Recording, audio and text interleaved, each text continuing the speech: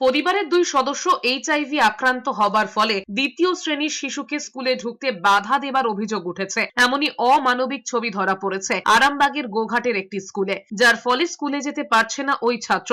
পাশাপাশি পুরো পরিবারকে বয়কট করা হয়েছে। স্কুল পরিচালন সমিতি এবং গ্রামবাসীদের বাধায় ওই ছাত্রকে স্কুলে আসতে বারণ করা হয়েছে। ঘটনার কথা স্বীকার করেছেন আরামবাগের স্কুলের প্রধান শিক্ষিকা। জানা গিয়েছে, মাসখানেক আগে এইচআইভি আক্রান্ত হন গ্রামের এক দম্পতি। এরপরই পরিবার ও তাদের আত্মীয়দের বয়কট করে গ্রামবাসীদের একাংশ। তবে শিশুর স্কুলে যাওয়া ও পঠন পাঠন বন্ধ হয়ে যাওয়ায় নিরুপায় হয়ে পড়েছেন ওই পরিবার। সামাজিক নির্যাতনের শিকার হয়ে মানবিকভাবে ভেঙে পড়েছেন আক্রান্তের পরিবারের লোকজন। প্রশাসন এই সমস্যার সমাধান করুক, সেদিকেই তাকিয়ে রয়েছে গোটা পরিবার। যদিও স্কুলের প্রধান শিক্ষিকার দাবি, তিনি পড়ুয়াকে স্কুলে আসতে বারণ করেননি, কিন্তু বাকি পড়ুয়াদের অভিভাবক ও স্কুল পরিচালন সমিতির চাপে পড়ুয়াকে স্কুলে ফেরাতে পারছেন না। আমার বিদ্যালয়ের কোনো ছাত্র কি আমার বিদ্যালয়ের শিক্ষক শিক্ষিকারা কোনোদিনই আসতে বারণ করিনি বা বিদ্যালয়ে আসবে না এই কথাও বলিনি। অভিভাবক অভিভাবিকারা আমার কাছে লিখিতভাবে অভিযোগ জানিয়েছেন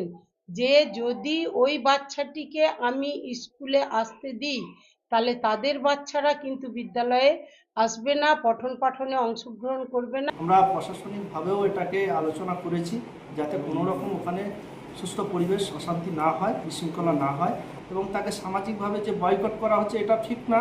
কিন্তু এটা আমরা প্রশাসনিকভাবে এটা আমাদের তীক্ষ্ণ নজর আছে।